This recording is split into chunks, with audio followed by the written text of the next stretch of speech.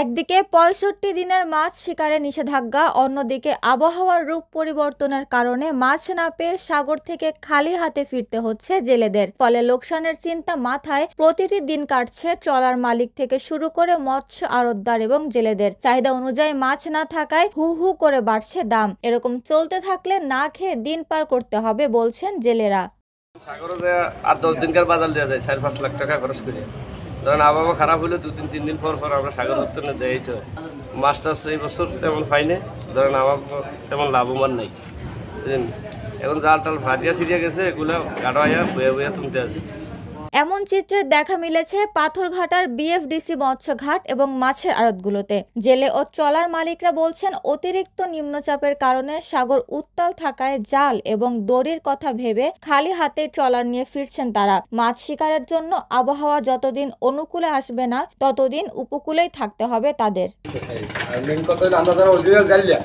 আর আমরা মনে করেন সরকারের কাছ থেকে যেটা মনে করেন যেটা সরকারের বিরুদ্ধে করে এটা আমরা পাই না। কিরকমের এই আমাদের বোর্ডের ভিতরে আছে কয়েকজনে মনে করেন এদের মনে করেন অরিজিনাল যারা জানলে চালটা পায় না, ঠিক আছে।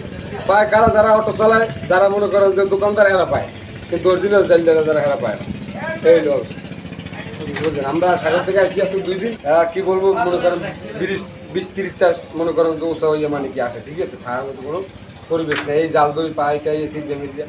একটা সময় সাগর থেকে ফিরে আসা ট্রলারগুলোতে কয়েক লাখ টাকার মাছ থাকতো। তবে নিম্নচাপের কারণে জেলেদের পাশাপাশি বড় ধরনের ক্ষতির মুখে পড়েছেন ট্রলার মালিকরাও। আমার এই বোটটা আমরা আইতে এই সাগরে শেপ ভেঙে গেছে। 3 দিন ছিল প্রায় 3.5 লক্ষ টাকার বা 2.5 থেকে 3.5 লক্ষ টাকার বাজার। 3 দিন ছিল মাছ পায় নাই, অন্য একটা ভোটে টানিয়ে লইয়েছে। যদি ভোটে টানিয়ে না লইয়াইতে তাই ভোটটা আপনার ইন্ডিয়া চলে যাইতে, প্রবল বাতাস ইন্ডিয়া চলে যাইতে।